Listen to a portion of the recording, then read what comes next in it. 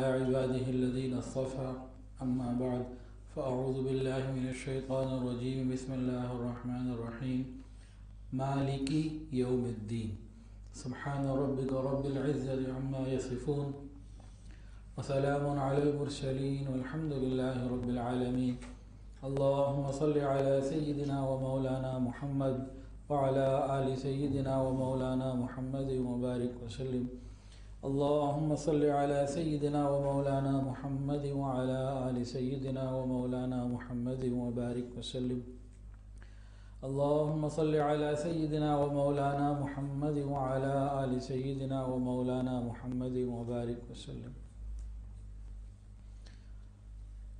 اللہ رب العزت کے ناموں کے بیان کا سلسلہ چل رہا ہے، الحمدللہ نہایت مبارک سلسلہ ہے، اور کسی کو فائدہ ہو رہا ہے یا نہیں ہو رہا، مجھے تو بہت فائدہ بھی ہو رہا ہے اور مزہ بھی آ رہا ہے۔ جس طرح سیرت کے بیانات ہوئے بہت تفصیل سے، الحمدللہ ان بیانات کو کرنے کا، ان کو تیار کرنے کا، پڑھنے کا بہت مزہ آیا، لذت ملی، راحت ملی۔ تو اس میں بھی الحمدللہ اس سیریز میں بھی اسی طرح فائدہ ہو رہا ہے، انشاءاللہ امید ہے کہ آپ کو بھی ہوگا۔ اللہ رب العزت کے ناموں سے ہمارا تعلق بن جائے اور یہ بات ہمیں سمجھ میں آ جائے، ہمارے دنیا اور آخرت کے سارے مسئلے حل ہو جائیں گے۔ گزشتہ بیان میں بھی بتایا تھا کہ اللہ رب العزت کے جتنے نام ہیں نا، اس نام کے ساتھ صفات ہیں، اور ہم ہر صفت کے محتاج ہیں۔ تو جب ہمیں ہر نام کا علم ہو جائے اور اس کی صفات کا کچھ اندازہ ہو جائے تو اللہ کے ساتھ تعلق بڑھے گا۔ تو آج جو دو ناموں کا ذکر ہے، پہلا ہے ملک، الملک جل جلالہ۔ ملک کا مطلب ہے حقیقی بادشاہ، صرف بادشاہ نہیں، حقیقی بادشاہ، ہر چیز کا مالک، ہر چیز کا ہر زاویے سے مالک۔ انسان کے پاس بعض چیزیں ملکیت میں اللہ نے دی ہیں عارضی طور پر۔ یہ کہتا ہے میری زمین ہے، میں اس کا مالک ہوں، میرا باغ ہے، میں اس کا مالک ہوں، میری گاڑی ہے، میں اس کا مالک ہوں، یہ میری دکان فیکٹری ہے، میں اس کا مالک ہوں، یہ میں گھر سامان خرید کے لایا، میں اس سامان کا مالک ہوں۔ تو ایک یہ بھی ملکیت کا دعویٰ ہے۔ اب مالک الملک کی ملکیت کیسی کامل، زبردست اور بھرپور، ہر زاویے سے مکمل، جس کی نہ کوئی ابتدا ہے نہ کوئی انتہا ہے، ایسی شاندار اس کی جو ہے نا وہ ملکیت ہے۔ اور میرے آپ کے پاس جو چیزیں ملکیت کی ہیں، یہ جب ہم پیدا ہوئے تھے ہمارے پلے کچھ نہیں تھا، ایک وقت آئے گا پھر پلے کچھ نہیں رہنا۔ جو درمیان میں ہے کچھ عرصہ ملکیت، تو وہ غور کیجئے اس چیز کے ظاہر پر ہے، باطن پر نہیں، زندہ پر ہے، مردہ پر نہیں، اور اس چیز کے بھی بعض جگہوں پر ہے اور بعض جگہوں پہ نہیں ہے۔ لیکن اللہ رب العزت کی ملکیت ہر زاویے، ہر انداز، ہر طریقے سے کامل اور مکمل ہے، حقیقی ہے، ہماری مجازی ہے، ان کی دائمی ہے، ہماری عارضی ہے، ان کی ذاتی ہے، ہماری ان کی عطا کی ہوئی ہے۔ بہت فرق ہے۔ تو دنیا میں تو اللہ نے کچھ لوگوں کو کچھ دنوں کے لیے بعض چیزوں کا مالک بنایا، اور بعض لوگ اور سب لوگوں کو بھی بعض چیزوں کا مالک بنایا، وقتی طور پر، عارضی طور پر۔ یہ سب ایک دن لے لیا جائے گا، جس کے پاس بھی جو کچھ ہے لے لیا جائے گا۔ تو ہماری ملکیت اور اللہ رب العزت کی ملکیت میں زمین آسمان کا سے زیادہ کا فرق ہے۔ زمین آسمان کا فرق تھوڑا ہے۔ اللہ اکبر کبیرہ۔ اب ذرا غور کیجئے ہماری ملکیت کیا ہے جی، اور اللہ رب العزت کی ملکیت کیا ہے۔ اللہ اکبر کبیرہ، اللہ اکبر کبیرہ، اللہ اکبر کبیرہ۔ مثال کے طور پر ایک شخص کا باغ ہے، آم کا، انگور کا، پھلوں کا باغ ہے، وہ کہتا ہے میرا ہے جی۔ شریعت نے مانا کہ ہاں، احترام کیا اس کی اس ملکیت کا۔ کوئی اور اس سے بغیر اجازت کے کوئی وہاں سے ایک آم تو کیا اس کی گٹھلی بھی نہیں نکال سکتا بغیر اس سے پوچھے، اجازت کے، تو اللہ نے احترام رکھا ہے اس کا۔ لیکن یہ جو باغ کے مالک، فیکٹری کے مالک، دکان کے مالک صاحب ہیں، ان کی ملکیت ہر چیز پہ نہیں ہے۔ باغ میں اس سال پھل آئے گا کہ نہیں، کیا جی مالک کرے گا؟ مالک تو مالک سے رجوع ہی کرے گا، نہ حقیقی مالک سے۔ یہ مجازی مالک حقیقی مالک سے رجوع ہی کرے گا۔ پھل کم آئے یا زیادہ آئے، میٹھا آئے یا کڑوا آئے، کوئی آسمانی آفت، سیلاب، زلزلہ، کوئی آسمانی بجلی، کوئی اور مسئلہ، تو اس کی ملکیت نا جگہ جگہ نقص کا اظہار کرتی ہے، ناقص ہے، کامل نہیں ہے۔ اس کی ملکیت ہر جگہ کامل ہے۔ پھر ہماری ملکیت کا زیادہ سے زیادہ تصرف انسانوں کی زندگی تک ہے، مرنے کے بعد دوسروں کو تو چھوڑے، ہمارے اپنے پاس جو جسم ہے ہمارا اپنا نہیں۔ اگر ہمارا اپنا ہوتا تو قبر میں سے گلنے سڑنے کو دیتا؟ قبر کے اندر کسی کا جسم محفوظ اور کسی کا بالکل ختم، اس کی ملکیت ہے۔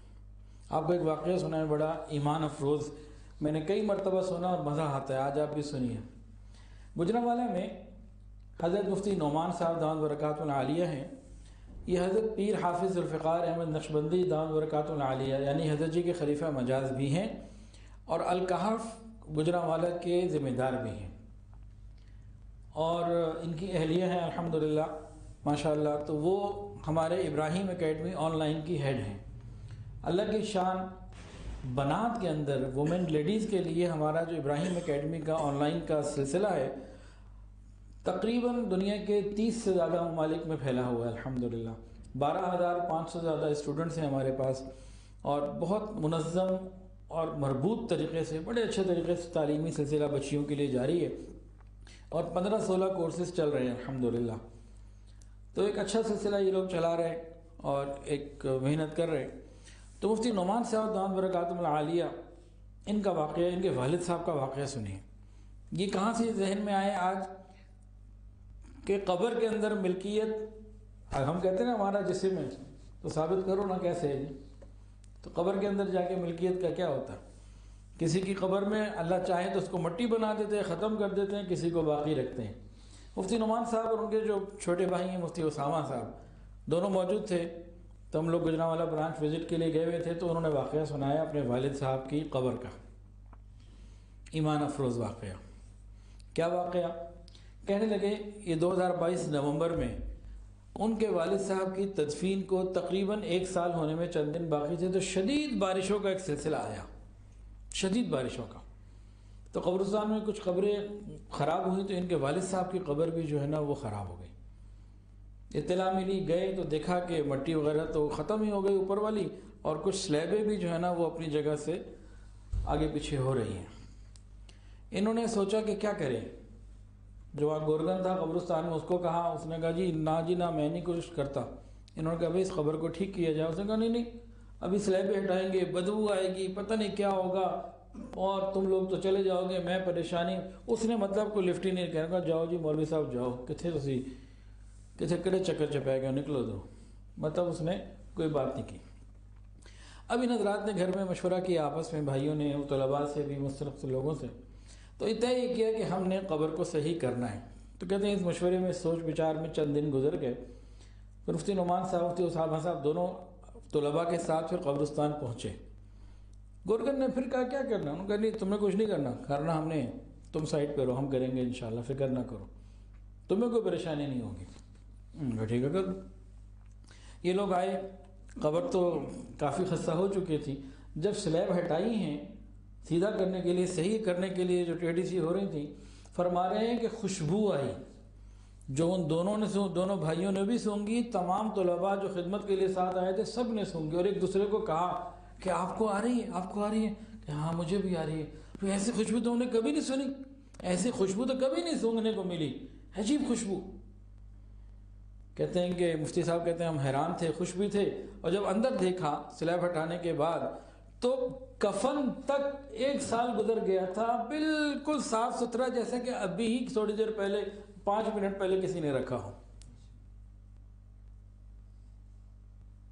کفن پہ کچھ تھوڑی سی مٹی پڑ گئی تھی، وہ انہوں نے جھاڑ دی، اور اندر انہوں نے جب ہاتھ لگا نا، مطلب چہرہ تو انہوں نے نہیں کھولا کیونکہ منع ہے، اندر جب جسم کفن پہ ہاتھ لگا تو جسم اندر سے اسی طرح محسوس ہوا جیسا کہ موت کے وقت تھا، وہی کیفیت ان کو محسوس ہوئی۔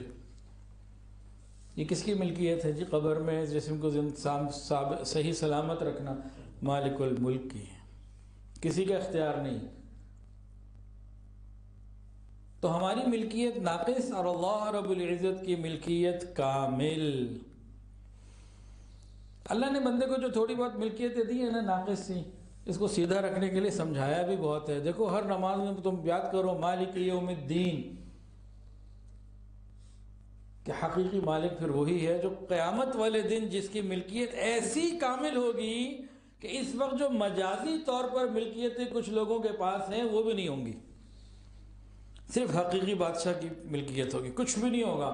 ذرا سنیے قرآن پاک کی آیات کو، یوم ہم بارزون لا یخفی علی اللہ منہم شیء لمن الملک اليوم للہ الواحد القہار۔ وہ دن جب سب کھل کر سامنے آ جائیں گے، اللہ سے ان کی کوئی چیز پوشیدہ نہیں ہوگی۔ اس وقت کہا جائے گا کس کی بادشاہی ہے؟ لمن الملک اليوم، آج کس کی بادشاہی ہے؟ کوئی جواب دینے والا جواب نہیں دے رہا ہوگا۔ پھر آواز آئے گی للہ الواحد القہار، آج تو پھر اس اللہ کی حکومت ہے جو واحد بھی ہے قہار بھی ہے۔ ساری عارضی ملکیتیں ختم کر دی جائیں گی۔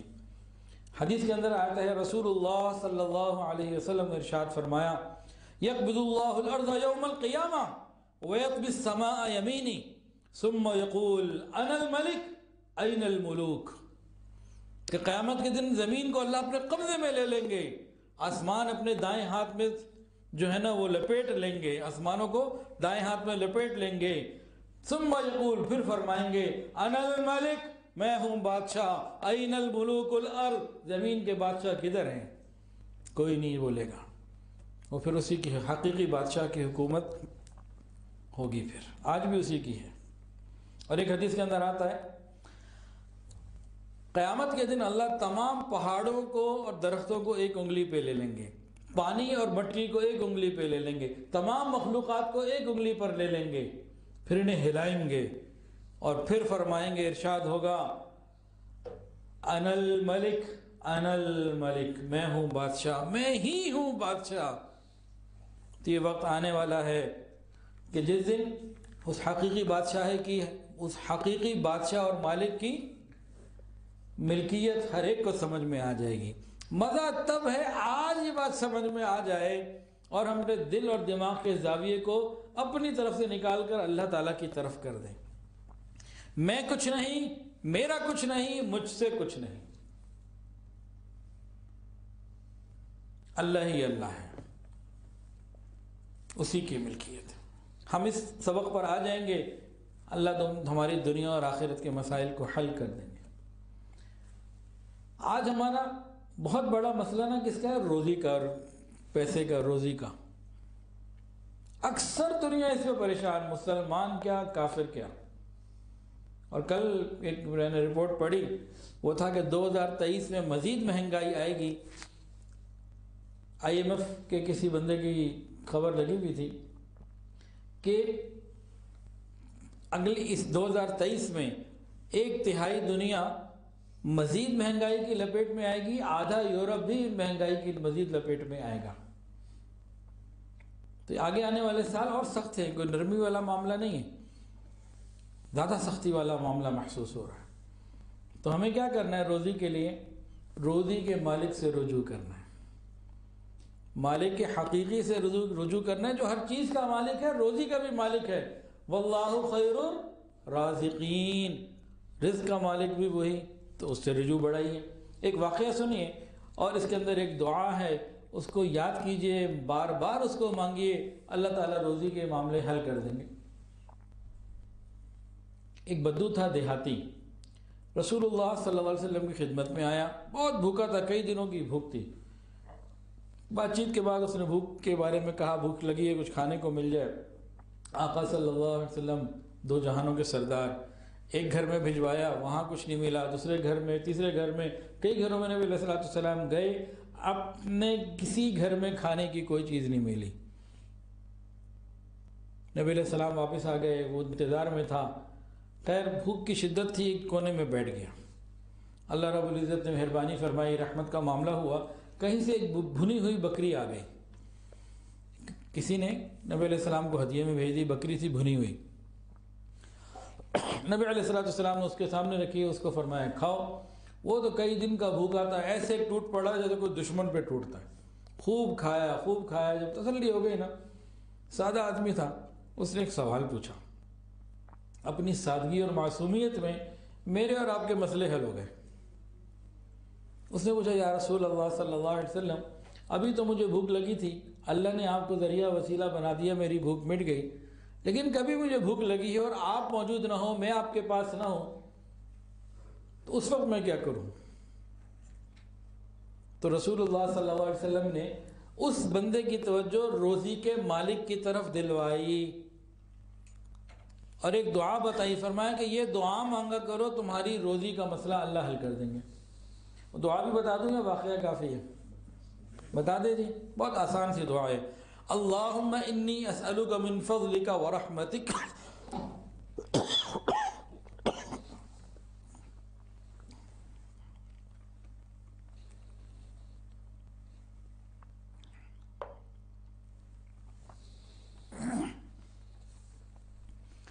اللہم انی اسألک من فضلک ورحمتک فإنہ لا یملکها الا انت اللہم انی اسألک من فضلک ورحمتک فإنہ لا یملکها الا انت اللہم انی اسألک من فضلک ورحمتک فإنہ لا یملکها الا انت۔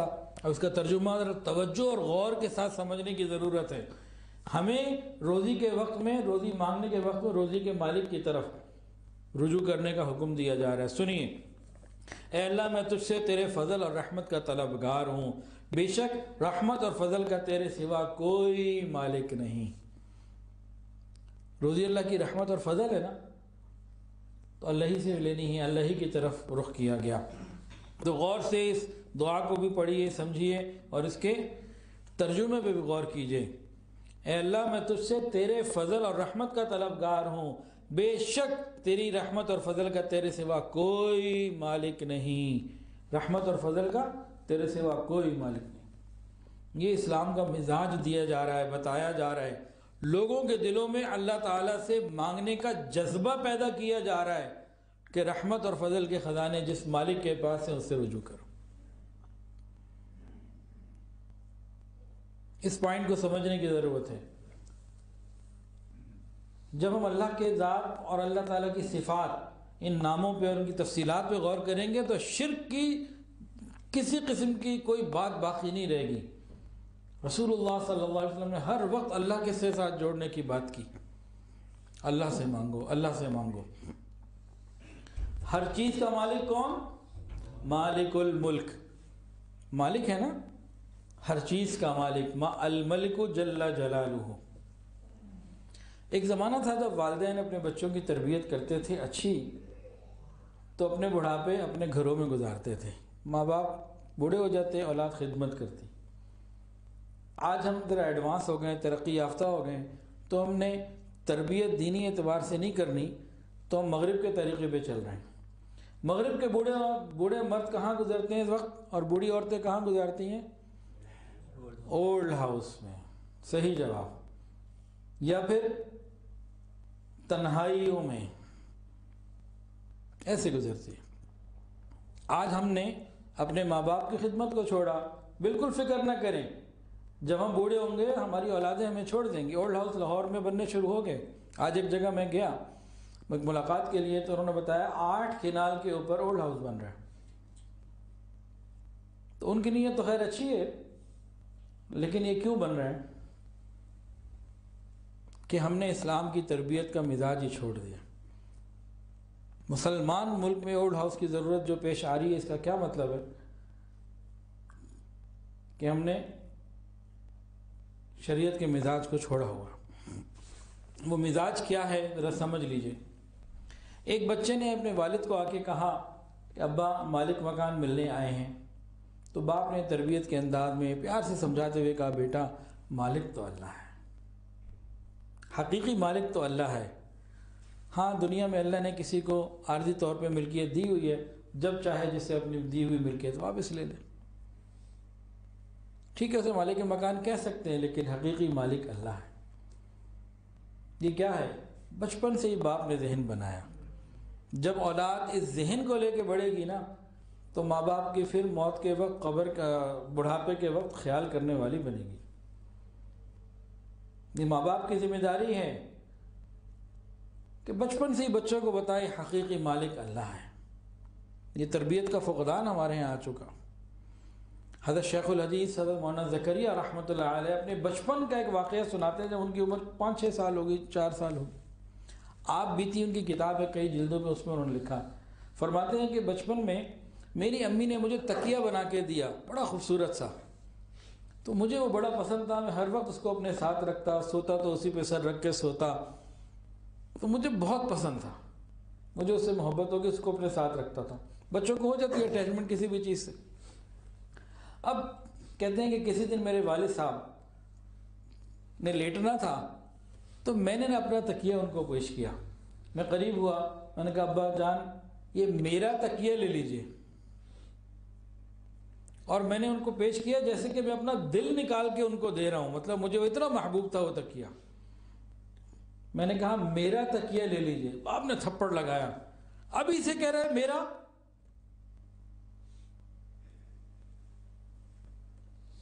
ابھی اتنا سا کہہ رہے ہیں میرا تکیہ لے لیجئے۔ ارے تو میں ماں باپ نے دیے ہے ظاہری طور پر، ادھر نسبت کرو، حقیقی طور پر اللہ رب العزت کی عطا ہے، یہ میرا کیا ہوتا ہے؟ حضرت شیخ الحدیث مولانا زکریا رحمۃ اللہ علیہ فرماتے ہیں اس وقت تو بڑا غصہ آیا کہ میرے والد نے میرے ساتھ یہ بہیو کیا، میں نے تو اپنا دل نکال کے گویا پیش کیا تھا۔ کہتے ہیں کہ پھر بعد میں محسوس ہوا کہ کتنی باریک بینی سے میرے زاویہ نگاہ کو اللہ کی طرف موڑ دیا گیا تھا۔ جب وہ زاویہ نگاہ ٹھیک ہوا پھر کہ دنیا میں کسی کی پرواہ ہی کوئی نہیں، مالک تو پھر وہ ہے۔ اس زاویہ نگاہ کو ٹھیک کرنے کی ضرورت ہے۔ جب ماں باپ چھوٹی چھوٹی بات پر نظر رکھتے ہیں اور بچوں کے زاویے کو رب کی طرف موڑ دیتے ہیں تو یہ اولاد ان کے صرف بڑھاپے کا سہارا نہیں بنتی۔ بہت سے لوگ کہتے ہیں اولاد بڑھاپے کا سہارا بننی چاہیے، اچھی بات ہے، یہ نامکمل بات ہے۔ اولاد بڑھاپے کا سہارا بھی بننی چاہیے، قبر میں ہم ہوں تو ہمیں وہاں سے اولاد سے فائدہ پہنچے، قیامت کے دن بھی ہمیں اپنی اولاد سے فائدہ پہنچے، پھر ہے مزہ، ایسی تربیت ہو۔ اچھا جی، کون سا نام ذکر ہو رہا تھا؟ الملک۔ حقیقی بادشاہ کون؟ اللہ۔ مالک الملک کون؟ اللہ جل جلالہ۔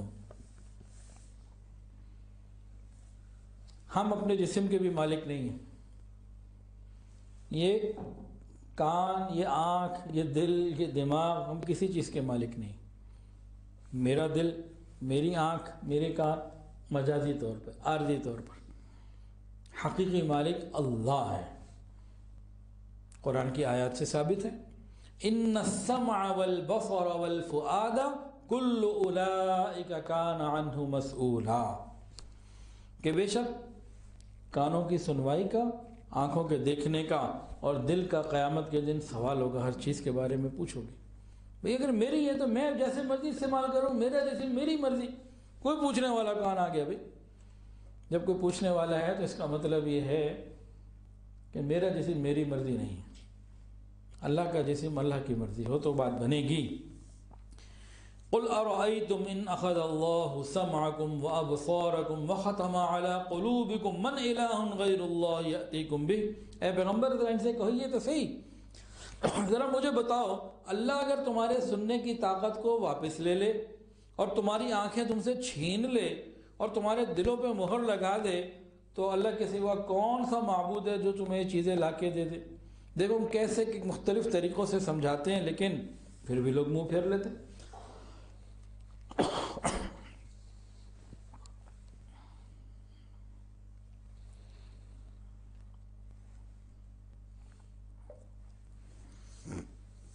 اچھا جی بتائیں، یہ جو اس آیت میں اللہ نے فرمایا کہ اگر اللہ آنکھوں کی بینائی واپس لے لے یا کانوں کی سماعت واپس لے لے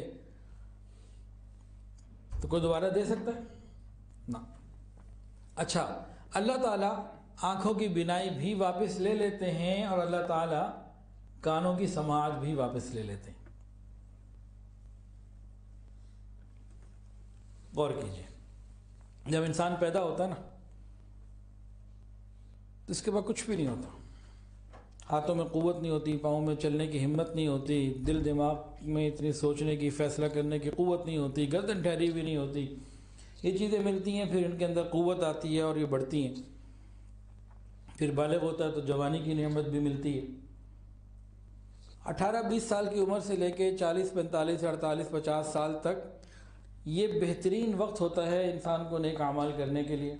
اس کے بعد پھر یہ چیزیں آہستہ آہستہ واپس اللہ تعالیٰ لینا شروع کر دیتے ہیں۔ کوئی روک کے دکھائے، میں کہتا ہوں جی میری آنکھیں میری ہیں، جب ان کی بینائی کمزور ہونا شروع ہوئی اور یہ چشمہ لگا، کیا میں روک سکتا ہوں؟ کیا میں روک سکا یا کوئی روک سکا؟ چلو جی میں تو ایک عام آدمی ہوں، کوئی آئی اسپیشلسٹ روک سکا؟ لوگوں کی تو آنکھوں کا علاج کرتا، خود بھی لینس لگا رہا ہوتا ہے، چشمہ پہن رہا ہوتا ہے۔ اگر میری ہیں تو میں روک کے دکھاؤں؟ اس کی ہیں، اس کا حکم آ گیا واپسی کا، چلو گئی۔ دل کی قوت کمزور ہونا شروع ہو جاتی ہے، آنکھوں کی دیکھنا بینائی کمزور ہونا شروع ہو جاتی ہے، کانوں کا سننا کمزور ہونا شروع ہو جاتا ہے، معدے کے اندر ہاضمے کا جو نظام ہے وہ کمزور ہونا شروع ہو جاتا ہے، بلڈ پریشر اوپر نیچے، کولیسٹرول اوپر نیچے، شوگر اوپر نیچے، یہ ساری تبدیلیاں شروع ہو جاتی ہیں۔ کوئی روک کے دکھائے؟ کسی کو قدرت نہیں ہے، یہ اللہ کا امر ہے جو چل رہا ہے، اس کی ملکیت ہے، اور اسی ملکیت کی وجہ سے قیامت کے دن سوال ہوگا ہم سے، اللہ تعالیٰ سوال کریں گے، یہ آنکھیں تمہارے پاس امانت تھیں، بتاؤ کیسے حق ادا کیا؟ مالک پوچھے گا تو پھر ہمیں جواب دینا پڑے گا۔ تو جن کا جواب یہ ہوگا کہ ہم ان آنکھوں سے اچھا استعمال کرتے تھے، اللہ کی قدرت کو، نعمتوں کو، پاکیزہ چیزوں کو دیکھتے تھے، اللہ تیرے قرآن کو دیکھتے، ماں باپ کے چہروں کو محبت سے دیکھتے، علماء کرام کے چہروں کو محبت سے دیکھتے، جب یہ ثابت ہو جائے گا تو اللہ ان آنکھوں کی قوت کو ایسا بڑھا دیں گے، بینائی کو، جو نبی علیہ السلام کا دیدار اور اللہ تعالیٰ کا دیدار حاصل کریں گے۔ اور دوسرا بندہ جس نے آنکھوں کی نعمت کا صحیح استعمال نہیں کیا ہوگا، مالک کی مرضی کے خلاف استعمال کیا ہوگا، پھر انہی آنکھوں میں شیشے پگھلا کے ڈالے جائیں گے۔ اسی طرح کان کا، اسی طرح زبان کا۔ یہ شہوت کیا ہے؟ یہ اللہ تعالیٰ کی نعمتوں میں سے ایک بہت بڑی نعمت ہے، اور حدیث کے اندر آتا ہے یہ امانت ہے، اللہ فرماتے ہیں میری امانت ہے۔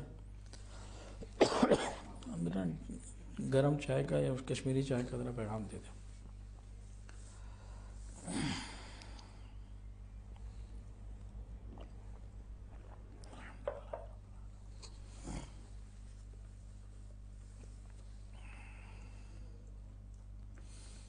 کیا بات کر رہا تھا جی آخری؟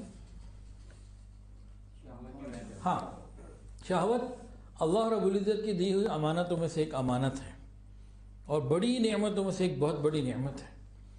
قیامت کے دن اللہ پوچھیں گے میری اس نعمت کا کیسا استعمال کیا؟ اگر صحیح استعمال کیا ہوگا اللہ جنتی مرد کی قوت دیں گے، اور اس کو استعمال کرنے کے لیے اللہ اور وسائل بھی عطا فرمائیں گے، اور اگر اس کا غلط استعمال کیا، زنا کیا، تو کیا ہوگا؟ زانی کے لیے جہنم کے اندر الگ جگہ وہاں ڈال دیا جائے گا۔ اگر یہ شہوت میری ہے تو میری مرضی بھی تو چلنی تھی نا، نہیں، یہ تو امانت ہے، مرضی اللہ کی چلنی ہے۔ بات سمجھ میں آ جائے تو بس مسئلہ حل ہو جائے گا۔ جس طرح ان اعضاء کی پیدائش میں ہمارا کوئی اختیار نہیں، اسی طرح ان کے فوائد بھی اللہ ہی نے رکھے ہیں، ہمارا کوئی اختیار نہیں۔ اپنے تمام اعضاء کو اللہ کی ملکیت سمجھنے والا، اپنے جسم کو اللہ کی ملکیت سمجھنے والا، یہ اپنی پیشانی غیر کے در پہ نہیں جھکاتا، یہ کسی غیر کے در پہ ہاتھ نہیں پھیلاتا، یہ غیر کی طرف قدم اٹھا کے نہیں جاتا، یہ اپنی آنکھ سے نامحرموں کو نہیں دیکھتا، یہ کسی پر حقارت کی نظر نہیں ڈالتا، یہ گانے کی آواز سے، میوزک کی آواز سے اپنے کان پیچھے کر لیتا ہے اور زبان سے شرکی الفاظ نہیں بولتا، وہ سمجھتا ہے میرا ہے ہی نہیں، سب میرے رب کا ہے۔ تو مالک الملک اللہ رب العزت، تو ہمارا جسم، ہمارے اعضاء، یہ سب کس کا؟ اللہ رب العزت کا۔ ہاں عارضی طور پر کچھ عرصے کے لیے ہمارے پاس ضرور، لیکن اصل مالک وہی، اسی وجہ سے اس نے پوچھنا ہے بتاؤ تم نے میری اس نعمت کو کہاں، کیسے، کب، کیوں، کس طریقے سے استعمال کیا؟ حکم کے مطابق، مرضی کے مطابق استعمال کیا جنت کی نعمتیں، ورنہ پھر سزا۔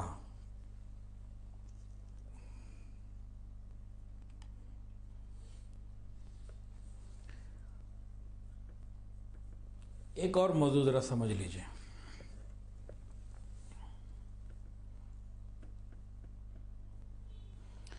اسلام کا مزاج یہ ہے کہ اس کے ماننے والے صرف سفارش اور شفاعت کے اوپر تکیہ کر کے نہ بیٹھے رہیں، آس لگائے نہ بیٹھے رہیں، عمل کرتے رہیں، بے عمل نہ بنیں۔ وہ کون ہے؟ مالک الملک، اسی کی ملکیت ہے۔ یہ بات بالکل ٹھیک ہے کہ قیامت کے دن انبیاء کرام کو شفاعت کا حق ملے گا، رسول اللہ صلی اللہ علیہ وسلم کو سب سے عظیم شفاعت کا حق ملے گا، شافع محشر آپ کا لقب ہے، آپ کی شان ہے، مقام محمود عطا ہوگا۔ اسی طرح علماء کرام، ان کو حق ملے گا شفاعت کا، شہداء کو ملے گا، حفاظ قرآن کو ملے گا، حجاج کو ملے گا۔ یہ بات بالکل ٹھیک ہے، اس میں کوئی دو رائے نہیں ہے، ٹھیک ہے یہ بات، لیکن یہ اسلام کا مزاج نہیں ہے کہ شفاعت کی امید پر بندہ بے عمل ہو کے بیٹھ جائے۔ یاد رکھیے، نہ تو ہر شخص کو شفاعت کا حق ملے گا اور نہ ہی ہر شخص کی شفاعت قبول کی جائے گی۔ نہ تو ہر شخص کو شفاعت کا حق ملے گا، نہ ہی ہر شخص کی شفاعت قبول کی جائے گی، اور نہ ہی ہر شخص کے لیے کی ہوئی شفاعت قبول کی جائے گی۔ یہ سب اس کی ملکیت ہوگی قیامت کے دن۔ کسی کو بات کرنے کی بھی اجازت نہیں ہوگی جب تک کہ رب کی طرف سے اجازت نہ آ جائے۔ قرآن سنیے، اللہ رب العزت نے خود فرمایا قیامت کے دن کے بارے میں کسی کو اجازت نہیں ہوگی۔ رب السماوات والارض وما بینہما الرحمن لا یملکون منہ خطابا یوم یقوم الروح والملائکۃ صفا لا یتکلمون الا من اذن له الرحمن وقال صوابا۔ ترجمہ سنیے، اسی پروردگار کی طرف سے جو سارے آسمانوں اور زمین کے درمیان ہر چیز کا مالک، بہت مہربان، کسی کی مجال نہیں کہ اس کے سامنے بول سکے۔ اس دن روح القدس اور فرشتے قطار بنائے کھڑے ہوں گے، اور اس دن سوائے اس کے کوئی نہیں بول سکے گا جسے خدا رحمان نے اجازت دی ہوگی، اور وہ بات بھی ٹھیک کر رہا ہوگا۔ الملک یومئذ الحق للرحمن، اس دن صحیح معنی میں بادشاہی اللہ رب العزت ہی کی ہوگی۔ تو جو اسلام کا مزاج ہے نا، وہ کیا ہے کہ روز جزا کا مالک اللہ کو ہی سمجھے، مالک یوم الدین۔ عمل کو پیچھے نہ چھوڑے، عمل پہ لگا رہے۔ بہت سارے لوگ صرف اس وجہ سے عمل نہیں کرتے۔ میرے ساتھ ایک معاملہ پیش آیا، واقعہ، میں ایک صاحب کے ساتھ جا رہا تھا، گاڑی وہ ڈرائیو کر رہے تھے، تو ہال روڈ کی دکان سے نکلے تھے، تو وہ گاڑی ڈرائیو کر رہے تھے، میں ساتھ بیٹھا تھا، آگے شالمی دکان پہ جا رہے تھے، مجھے یاد ہے وہ بندہ بھی۔ بات چیت کے درمیان میں نے اس کو تھوڑی سی نماز کی بات کی، نماز کی ترغیب دی، کچھ اور اس طرح کی باتیں کی۔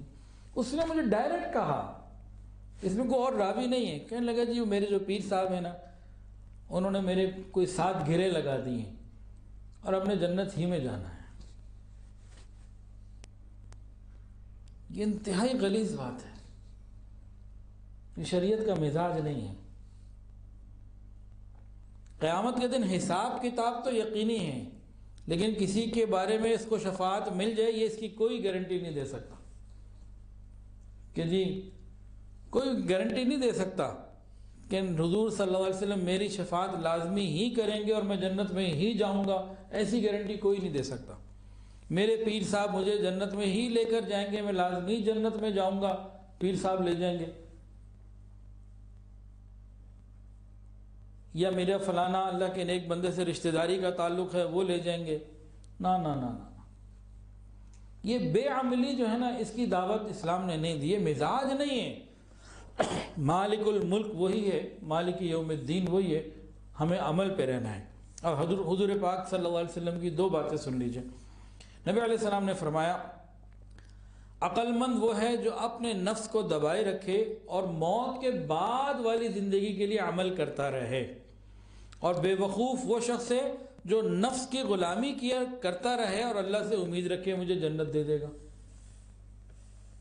تو نفس کی غلامی کرے اور اللہ سے امید رکھے، بے وقوفی فرمایا، اس کو خیر نہیں فرمایا۔ ایک اور حدیث سنیے اور دل کے کانوں سے سنیے۔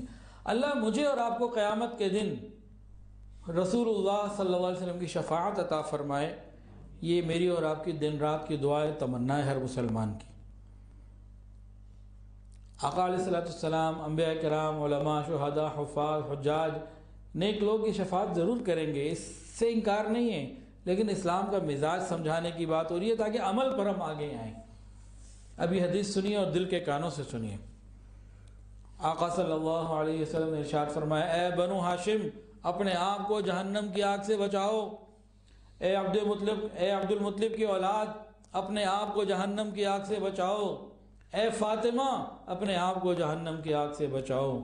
میں تم سب کے لیے اللہ تعالیٰ کے مقابلے میں کسی چیز کا بھی مالک نہیں، لہٰذا میری رشتہ داری کی آس آسرے پہ نہ رہنا، البتہ تم سے میری رشتہ داری ہے جس کو میں اچھے اخلاق سے تر و تازہ رکھوں گا۔ یہ مفہوم آپ کو سنایا میں نے حدیث کا۔ یہ مزاج شریعت ہے، یہ اللہ تعالیٰ کا مزاج، اللہ تعالیٰ نے جو مزاج ہمیں سمجھایا ہے یہ وہ ہے۔ اس کو اپنانے کی، سمجھنے کی ضرورت، سیدھا رہے گا، اور جو سیدھے رہیں گے ان کو نبی علیہ السلام کی شفاعت بھی مل جائے گی۔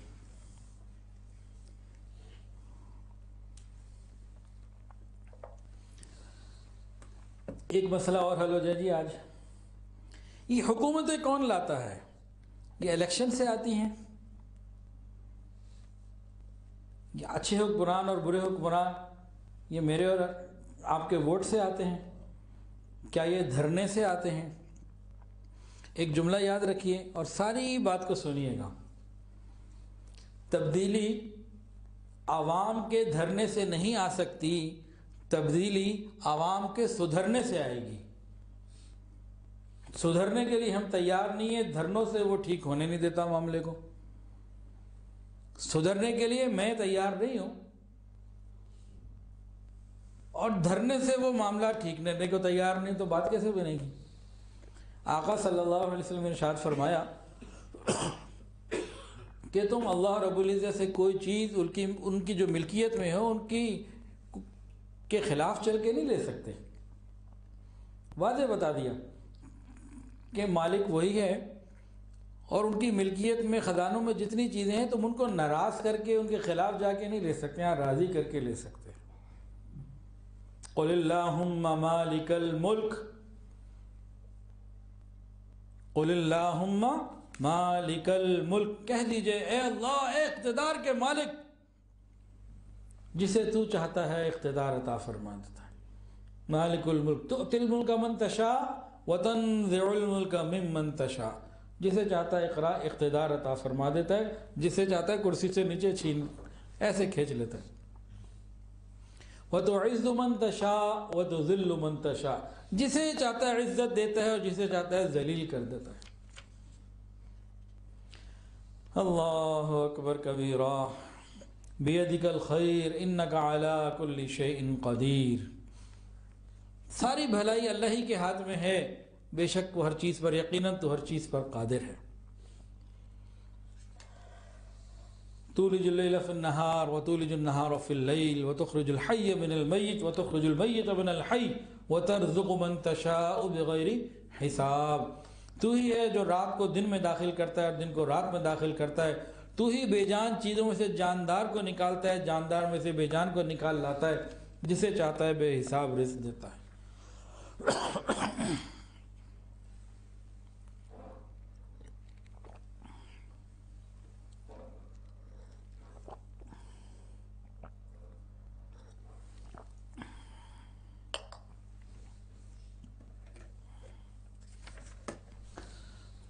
ان دو آیات میں اللہ رب العزت نے پہلی آیت میں کیا فرمایا؟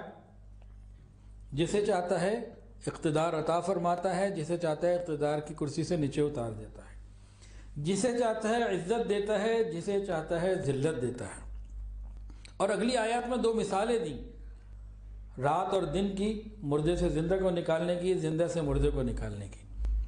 یعنی رات اور دن کے آنے جانے میں اللہ تعالیٰ کے سوا کسی کا کوئی اختیار ہے؟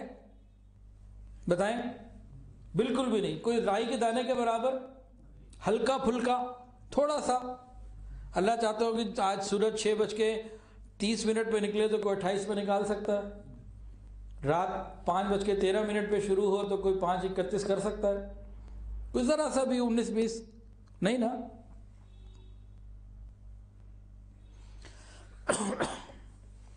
اللہ چاہتا ہے بے جان میں سے جاندار کو نکال دیتا ہے، جاندار میں سے بے جان کو نکال دیتا ہے۔ اس میں کسی اور کی قدرت ہے؟ نہیں۔ اس آیت کے فوراً بعد اللہ نے دو مثالیں دی ہیں جس میں یہ بتایا کہ دیکھو، جسے چاہتا ہے کرسی دے دیتا ہے، جسے چاہتا ہے لے لیتا ہے، جسے چاہتا ہے عزت دیتا ہے، جسے چاہتا ہے عزت لے لیتا ہے۔ اس کو سمجھیں۔ اس میں ایک اور باریک نقطہ بھی ہے۔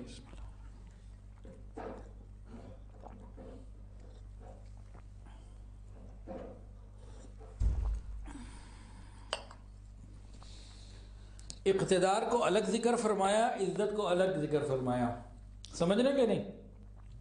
یعنی بعض مرتبہ کسی کو اقتدار بھی دے دیتا ہے اور عزت بھی دے دیتا ہے، اور بعض مرتبہ کسی کو اقتدار تو دے دیتا ہے لیکن اس کی عزت کوئی نہیں ہوتی۔ ہوتا ہو وقت کا صدر بادشاہ ملک ہے لیکن لوگ گالیاں دے رہے ہوتے ہیں، ایسا ہوتا ہے کہ نہیں ہوتا؟ اور بعض مرتبہ کسی کو عزت دے دیتا ہے، اس کے بعد بادشاہت نہیں ہوتی۔ ایک غریب فقیر کو عزت ملی ہوتی ہے، لوگ اللہ والوں کی جوتیاں اٹھا کے پھر رہے ہوتے ہیں۔ تو یہ دونوں چیزیں الگ الگ ہیں۔ ہاں، وہ ایک الگ بات ہے کہ کسی کو اقتدار بھی مل جائے اور عزت بھی مل جائے، یہ اس کی دین ہے۔ کس کی دین؟ یاد رکھ لیجئے، یہ نقطہ سمجھ لیجئے۔ جس طریقے سے دن رات کے آنے جانے میں، زندہ سے مردہ اور مردہ سے زندہ نکالنے میں کسی غیر کا کوئی عمل دخل نہیں، حکومتوں کو لانے لے جانے میں، حکمرانوں کو مسلط کرنے میں کسی اور کا کوئی دخل نہیں ہے، مالک کا کام ہے۔ یہ ہمارے الیکشن سے کام حل نہیں ہوتا۔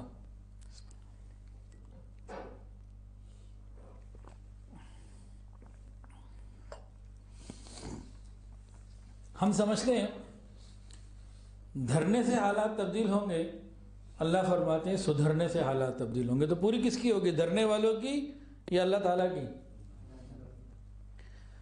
خندق کے موقع پہ سارا عرب مسلمانوں کے خلاف آ گیا، مسلمانوں کے پاس کھانے پینے کو کچھ نہیں، آقا صلی اللہ علیہ وسلم نے پیٹ پہ پتھر باندھے ہوئے۔ ایک چٹان آئی دوران کھدائی، صحابہ سے نہ ٹوٹی، آقا کو بلایا، آقا نے ایک کدال ماری، پھر تیسری کدال ماری۔ ایک میں فرمایا یمن کے جناب محل، ایک میں فرمایا روم کے محل، ایک میں فرمایا ایران کے محل۔ یعنی یہ سب اللہ مسلمانوں کو دے دے گا۔ وہ جو مالک ہے آگے آنے والے وقتوں میں اللہ مسلمانوں کو اس جگہ کا مالک بنا دے گا، جہاں قیصر روم بیٹھے ہوئے ہیں، جہاں کسریٰ بیٹھے ہوا ہے، اور جہاں جناب یمن کے بادشاہ بیٹھے ہوئے ہیں۔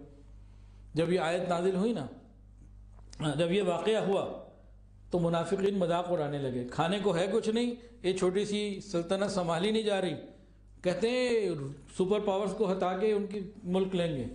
اور ایمان والوں کا یقین تھا کہ ہاں مالک تو وہ ہے نا، وہ دے گا، ہم نے تھوڑی لینی ہے، وہ دے گا، وہ دے سکتا ہے۔ یہ بات ہمیں بھی سمجھنی ہے۔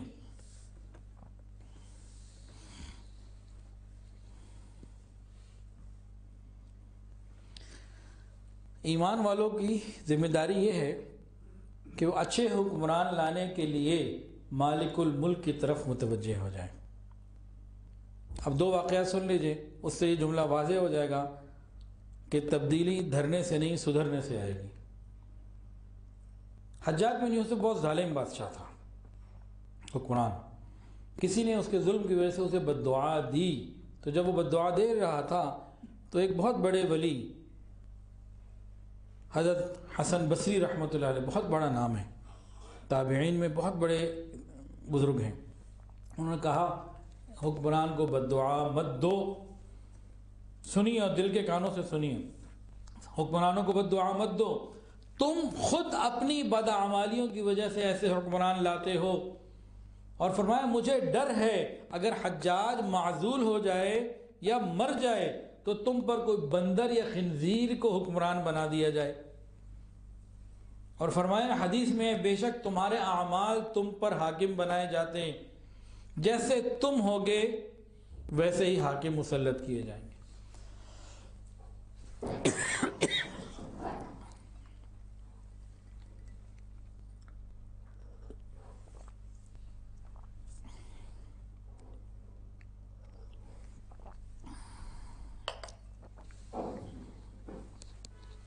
تو کیا خیال ہے جی، دھرنے سے معاملہ ہوگا یا سدھرنے سے ہوگا؟ آپ ذرا ایک حدیث قدسی سمجھ لیجئے، دل کے کانوں سے سننے کی ضرورت ہے۔ انا اللہ لا الہ الا انا، اللہ فرماتے ہیں میں اللہ ہوں، میرے سوا کوئی معبود نہیں، بادشاہوں کا مالک میں ہوں، بادشاہوں کا بادشاہ میں ہوں، بادشاہوں کے دل میرے قبضے میں ہیں۔ کہ کون فرما رہا ہے؟ مالک فرما رہے ہیں، مالک الملک فرما رہے ہیں، الملک فرما رہے ہیں۔ آگے سنیے، فرمایا بندے جب میری اطاعت کرتے ہیں، وہ مالک فرما رہے ہیں بندے جب میری اطاعت کرتے ہیں، میں ان کے بادشاہوں کے دلوں کو ان کی طرف رحمت اور شفقت کی طرح متوجہ کر دیتا ہوں۔ جب بندے میری اطاعت کرتے ہیں تو میں ان کے بادشاہوں کے دل ان کی طرف رحمت اور شفقت سے متوجہ کر دیتا ہوں۔ کون کر دیتا ہے؟ مالک کر دیتا ہے۔ اور آگے فرمایا اور بندے جب میری نافرمانی کرتے ہیں تو میں ان کی طرف ان کے بادشاہوں کے دلوں کو غصہ اور انتقام کے ساتھ متوجہ کر دیتا ہوں، پھر وہ ان کو سخت عذاب چکھاتے ہیں۔ یہ کون فرما رہے ہیں؟ مالک الملک فرما رہے ہیں کہ جب یہ میری مانتے نہیں تو ان کو سزا دینے کے لیے ان کے بادشاہوں کے دلوں کو ان کی طرف غصہ اور انتقام کے ساتھ کر دیتا ہوں۔ اور آگے اللہ فرماتے ہیں اس لیے خود کو بادشاہوں پر بد دعا کرنے میں مشغول نہ کرو، اس کا کوئی فائدہ نہیں۔ خود کو اپنے بادشاہوں حکمرانوں کے اوپر برا بھلا کہنے پہ مت لگاؤ وقت، بلکہ خود اپنی زبان اور اپنے عمل سے میرے بن جاؤ، میری یاد رکھو، میرے ساتھ آہوزاری کرو، میں تمہیں تمہارے بادشاہوں کے مظالم سے بچا دوں گا۔ جب پچھلے دفعہ الیکشن ہو رہے تھے نا تو مجھ سے کسی نے پوچھا آپ کیا دیکھتے ہیں اگلے الیکشن میں کیا ہوگا؟ میں نے کہا جی کوئی خیر کی مجھے امید نہیں ہے، دعا ہے کہ خیر ہو جائے، مجھے کوئی امید نہیں کہ خیر ہوگی۔ بھئی کیا وجہ، آپ کیوں اتنے نا امید بیٹھے ہیں؟ نیا پاکستان بننے جا رہا ہے۔ میں نے کہا جی نیا پاکستان پرانا پاکستان نعروں کی بات نہیں، آپ یہ دیکھیں عوام کے اعمال حیا اور بے حیائی میں کیا پوزیشن ہے، حیا بڑھ رہی ہے یا بے حیائی، دینداری بڑھ رہی ہے یا بے دینی؟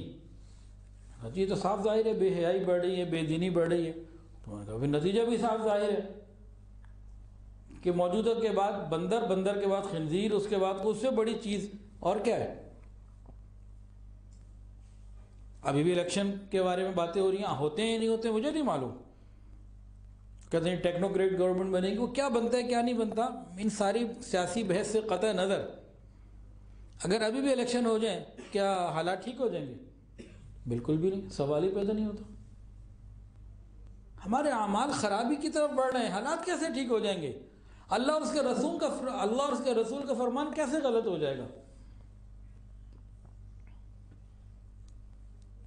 یہ جو ہم سمجھتے ہیں نا ہمارے ووٹ سے، الیکشن سے حکمران آتے ہیں، نہ، ہمارے اعمال سے آتے ہیں۔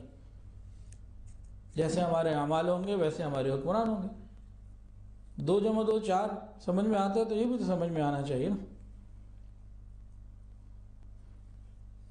تو حالات دھرنے سے نہیں سدھرنے سے ٹھیک ہونے ہیں، سدھرنا ہم چاہتے ہی نہیں ہیں، تو اس لیے فکر ہی نہ کریں، کوئی ٹینشن ہی کوئی نہیں، ٹھیک نہیں ہونے حالات۔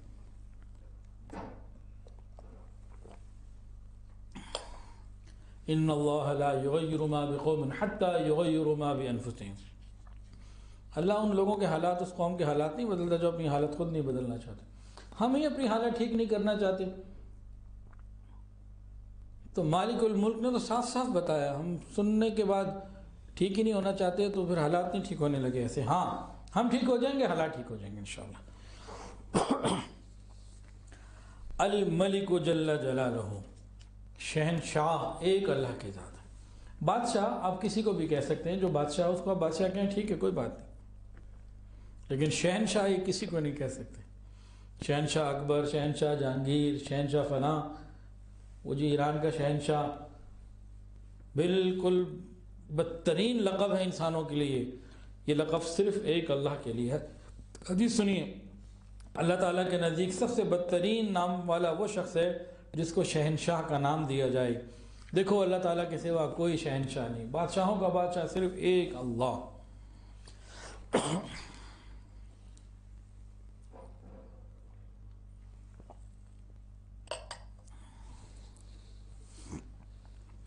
ملا علی قاری رحمۃ اللہ علیہ نے ایک کتاب لکھی ہے حزب الاعظم.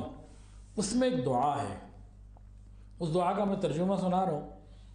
دیکھیں کہ کتنی اس کے اندر عاجزی ہے اللہ تعالیٰ کی ملوکیت کا, اس کے مالک ہونے کا کتنا زبردست اقرار ہے. ہمیں چاہیے کہ ہم بھی ایسے ہی اللہ سے مانگا کریں.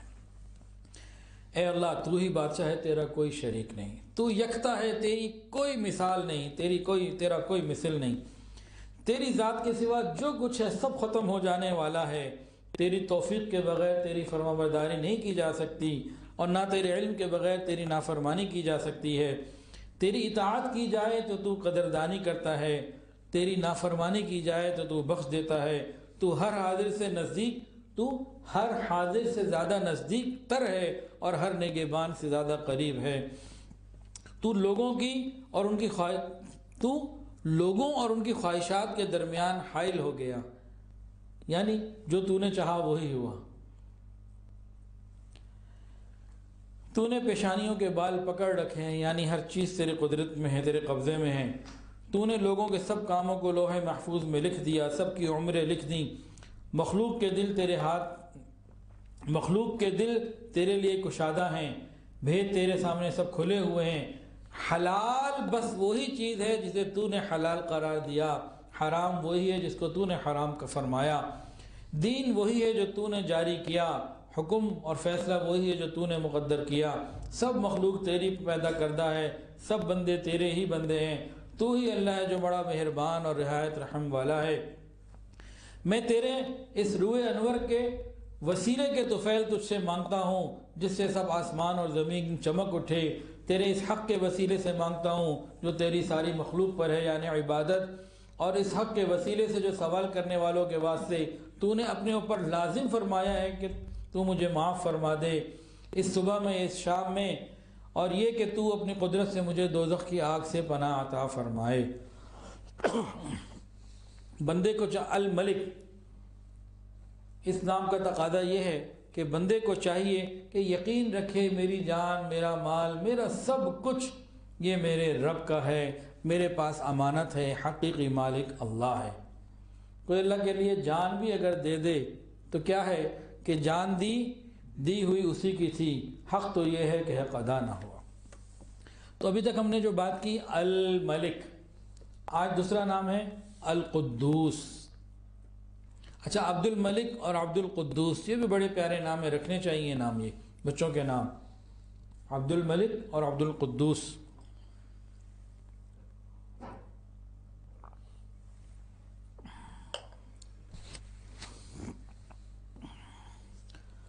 القدوس جل جلالہ, تمام عیوب اور نقائص سے پاک, صاف, منزہ, کوئی عیب نہیں کسی قسم کا. نہ کبھی کوئی عیب تھا, نہ آج ہے, نہ آئندہ کبھی ہوگا. ہر قسم کے عیب سے اور عیب کے ہر اثرات سے پاک ذات. القدوس, القدوس وہ ذات جن چیزوں کو اس کے ساتھ وابستگی پکی ہو جائے, نسبت پکی ہو جائے, وہ بھی مقدس ہو جاتی ہیں. وہ خود تو مقدس ہے ہی ہے, لیکن جن چیزوں کو اس کے ساتھ پکی وابستگی مل جائے, پکی نسبت ہو جائے, وہ بھی مقدس ہو جاتی ہیں۔ ایسا قدوس، وہ ذات جو تمام عیوب سے پاک، اولاد ہونے اور اپنے ہم مثل ہونے سے بے نیاز، وہ ذات جو کمیوں اور کوتاہیوں سے پاک ہو اور اعلیٰ صفات والی ہو، اس ذات کو کہتے ہیں قدوس۔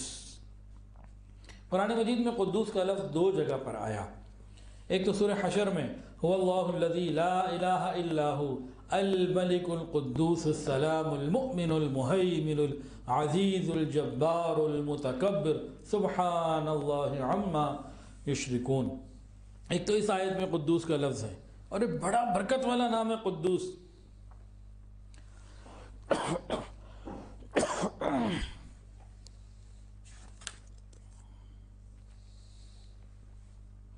قدوس نہایت برکت والا نام۔ اس کی برکت میں سے ایک برکت یہ لے لیجئے کہ حدیث کے اندر آتا ہے کہ اگر کوئی شخص صبح 3 مرتبہ یہ پڑھے اعوذ باللہ السمیع العلیم من الشیطان الرجیم، اعوذ باللہ السمیع العلیم من الشیطان الرجیم، اعوذ باللہ السمیع العلیم من الشیطان الرجیم، اس کو 3 مرتبہ پڑھے، اور آخر میں سورہ حشر کی آیات جو ہیں هو اللہ الذی لا الہ الا هو عالم الغیب والشہادہ هو الرحمن الرحیم، هو اللہ الذی لا الہ الا هو الملک القدوس السلام المؤمن المہیمن العزیز الجبار المتکبر سبحان اللہ عما یشرکون۔ آخر تک جو پڑھے لگا یہ آیات کو کیا ہوگا، 70,000 فرشتے اس کے لیے غروب تک دعا کریں گے۔ جو مغرب کے بعد پڑھ لے گا فجر تک اس کے لیے 70,000 فرشتے دعا کریں گے، اور اگر اس نے پڑھا ہوا ہے صبح، شام سے پہلے انتقال ہو گیا تو شہادت کی موت، شام کو پڑھا ہوا ہے صبح سے پہلے انتقال ہو گیا تو شہادت کی موت۔ سورہ حشر کی آخری 3 آیات ہیں، 3 دفعہ پڑھنا ہے اعوذ باللہ السمیع العلیم من الشیطان الرجیم، اور سورہ حشر کی آخری 3 آیات پڑھنی ہے، تو اتنا بڑا ثواب، 70,000 فرشتے دعاؤں کے لگ جائیں گے۔ اور یہ قدوس قرآن مجید میں 2 مرتبہ آیا، دوسرا کہاں ہے، سورہ جمعہ کی پہلی آیت کے اندر، یسبح اللہ ما فی السماوات وما فی الارض الملک القدوس العزیز الحکیم۔ ساری چیزیں جو آسمانوں اور زمین میں اللہ تعالیٰ کی پاکی بیان کرتی ہیں، جو بادشاہ نہایت پاک ہے، غالب اور حکمت والا ہے۔ کائنات کی ہر چیز، ذرہ ذرہ، ہر مخلوق اللہ تعالیٰ کی تسبیح بیان کرتی ہے۔ ہم پڑھتے ہیں سبحان اللہ، الحمدللہ، اللہ اکبر، لا الہ الا اللہ، یہ سب اللہ تعالیٰ کی تسبیح ہے۔ لیکن کائنات کی ہر مخلوق اللہ کی تسبیح بیان کرتی ہے، ہمیں سمجھ میں نہ آئے وہ الگ بات ہے۔ قرآن کے اندر آتا ہے وَلَٰكِن لَا تَفْقَهُونَ تَسْبِيحَهُمْ، تمہیں نہیں سمجھ میں آ رہی وہ الگ بات ہے، لیکن ہر چیز اللہ کی تسبیح بیان کرتی ہے، اور سب کی تسبیح کا رنگ ان کے مطابق اللہ نے ان کو سمجھایا ہوا وہ کر رہے ہیں۔ ایک صحابی ہیں عبداللہ ابن مسعود رضی اللہ تعالیٰ عنہ، فرماتے ہیں کہ ایک پہاڑ دوسرے پہاڑ سے پوچھتا ہے ہاں بھئی تمہارے اوپر کوئی ذکر کرنے والا گزرا؟ کہتے ہیں ہاں گزرا، بڑا خوش ہوتے ہیں آپس میں۔ جو کہتے ہیں نہیں گزرا تو پھر غم ہوتا ہے ان کو۔ پھر فرماتے ہیں صحابہ کرام کہ ہم رسول اللہ صلی اللہ علیہ وسلم کے ساتھ جو کھانا کھاتے تھے، ہم کھانا کھاتے ہوئے کھانے کا ذکر الہی سنتے تھے، سنا کرتے تھے۔ بعض مرتبہ اللہ کسی چیز کا ذکر ظاہر کرنا چاہے تو کر دیتا ہے۔ پھر ہماری سواریاں بھی اللہ کا ذکر کرتی ہیں، دروازے بھی کرتے ہیں، ہر چیز اللہ تعالیٰ کا ذکر کرتی ہے۔ اب ذرا سمجھیے ایک بات کو، ہر چیز اللہ کا ذکر کرتی ہے تو ہماری سواریاں بھی کرتی ہیں۔ بعض مرتبہ سوار سے زیادہ ذکر کرنے والی اس کی سواری ہوتی ہے۔ انسان تو اشرف المخلوقات ہے نا، کتنے شرم کی بات ہے کہ اس کی سواری تو اللہ کا ذکر کر رہی ہے، اور یہ میوزک میں اور جناب آگے ویڈیو اسکرین لگی ہوئی ہے، ناچ گانوں کو دیکھ رہا ہے، حرام میں لگا ہوا ہے، سواری اللہ کی یاد میں لگی ہوئی ہے۔ تو بعض مرتبہ سوار سے زیادہ سواریاں اللہ کا ذکر کر رہی ہوتی ہیں، حالانکہ اشرف المخلوقات تو سوار ہے۔ تو ہمیں بھی اس کا خیال کرنا چاہیے۔ ایسی کوئی صبح نہیں ہوتی کہ اس میں ایک فرشتہ پکارنے والا یہ نہ کہتا ہو پاک بادشاہ کو اس کی پاکی کے ساتھ بیان کیا کرو۔